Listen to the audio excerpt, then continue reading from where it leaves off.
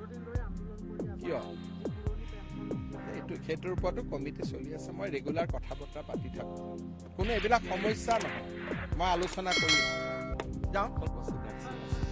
22,000 চাকৰি ওলাব আৰু কিয় সেইটোৰ ওপৰতো কমিটি চলি আছে মই ৰেগুলাৰ কথা বতৰা পাতি থাকো কোনো এইবিলাক সমস্যা নহয় মই আলোচনা কৰি আছো যাওঁ আপোনালোকে পুলিচক সহযোগ কৰক আমিতো লাগি আছো গতিকে আপোনালোকে সহযোগ কৰক সাংবাদিকসকলে ড্ৰাগছৰ ওপৰত মুখ্যমন্ত্ৰীৰ লগত কথা পতাতকৈ মনে মনে কোনে ক'ৰ কি খবৰ ধুনীয়াকৈ গৈ এছপিক দি দিব date will be the contribution সেইটো আপোনালোকৰ এটা কণ্ট্ৰিবিউশ্যন হ'ব আৰু যদি এছপি একশ্যন নলয় তেতিয়া মোক ক'ব কি ইণ্ডিয়াটো আমি আছোৱেই ইয়াত কি আছে এইবিলাকত মানে কেণ্ডিডেট ঘোষণা কৰাটো কাৰো আপত্তি নাই কিন্তু প্ৰধানমন্ত্ৰীটো মোদী এতিয়া আমাৰতো গাঁৱতো আগতে বহুতে ৰাষ্ট্ৰপতিৰ যেতিয়া ইলেকশ্যন হয় বিভিন্ন মানুহে গৈ ৰাষ্ট্ৰপতিৰো মনোনয়ন দিছে এজনো MP চহী নাপায়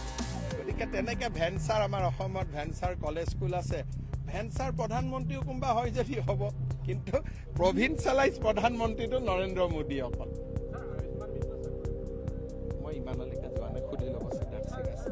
22,000 চাকৰি ওলাব আৰু কিয় সেইটোৰ ওপৰতো কমিটি চলি আছে মই ৰেগুলাৰ কথা বতৰা পাতি থাকো কোনো এইবিলাক সমস্যা নহয় মই আলোচনা কৰি আছো যাওঁ 38 নম্বৰত চাকৰি পায় 37 নম্বৰত চাকৰি নাপায় 37 আৰু 38 জনৰ মাজত কি পাৰ্থক্য আছে মেৰিটত কোনো পাৰ্থক্য নাই it is called by chance 37ত 60 জন আছে 38ত 50 জন আছে চাকৰি আছে 40টা 38ৰো 10 জনক আমি বাদ দি দিওঁ তাৰমানে মেৰিট একে আছে but we got the seat by chance আৰু বাই চান্সটোক যদি আমি অলপ পজিটিভ শব্দৰে আমি তাক অলংকিত কৰোঁ তেতিয়াহ'লে by the grace of the unknown আমাৰ নেদেখাজনৰ আশীৰ্বাদৰ বাবে আজি আমি এই পৰ্যায়টোত আহি পৰিলোঁ কাৰণ এনেকুৱা আমি যেতিয়া একেলগে বহিছোঁ ৰিজাল্ট শ্বীটখন চালে আমি দেখা পাম যে 0.1 অৰ্থাৎ মাত্ৰ 1 নম্বৰৰ কাৰণেও 50 জন ল'ৰাই চিট পোৱা নাই 2 নম্বৰৰ কাৰণে 100 জনে চিট পোৱা নাই 3 নম্বৰৰ কাৰণে 150 জনে চিট পোৱা নাই আৰু 5 নম্বৰৰ কাৰণে চিট নোপোৱা ল'ৰা ছোৱালীৰ সংখ্যা will not less than 400 to 500 অৰ্থাৎ ইমান এটা কম্পিটিশ্যনত যেতিয়া আমি খুৰুঙি ওলাই যাওঁ তাৰ মানে আমাৰ নিজৰ বুদ্ধিমত্তাৰ লগত নেদেখাজনৰ আশীৰ্বাদ আমাৰ লগত জড়িত হৈ থাকিবই লাগিব বহুতে আমি নেদেখাজনৰ আশীৰ্বাদক অহংকাৰেৰে আমি মিছ ইণ্টাৰপ্ৰেট কৰোঁ যে আই এম আনষ্টপেবল গতিকে মই চিট পাইছোঁ কিন্তু আন বহুত থাকে যোনে এই দিনটোক বিনম্ৰতাৰে সৈতে গ্ৰহণ কৰে they accept the fruit of this labour with humbleness with gratitude যে আজি সমাজে এনেধৰণৰ মেডিকেল কলেজ কৰাৰ কাৰণে আজি মোৰ দৰে ল'ৰা এজনে ইয়াত পঢ়াৰ বাবে আমি সুযোগ পাইছোঁ মোৰ দৰে ল'ৰা এজনে হয়তো আৰু মোৰ দৰে ল'ৰা সমাজত আৰু 50,000 আছে তাৰ মাজতো মই ডক্টৰ হোৱাৰ সুযোগ পাম এতিয়া আমাৰ সন্মুখত বিকল্প থাকে যে আমি যি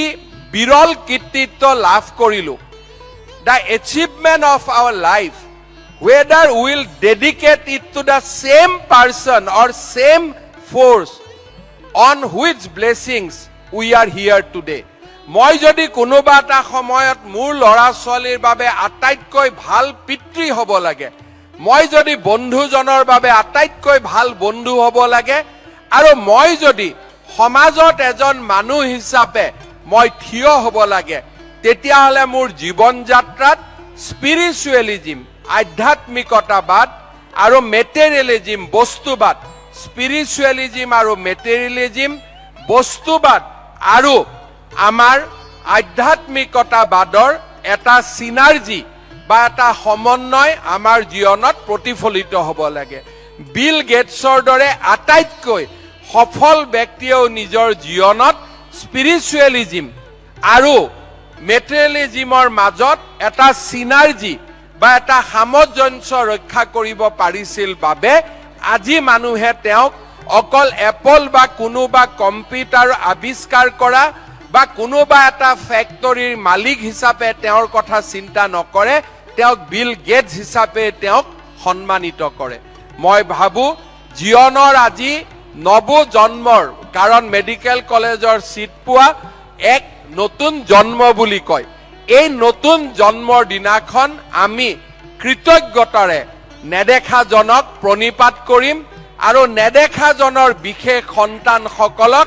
সেৱা কৰাৰ বাবে আমি সংকল্প ল'ম।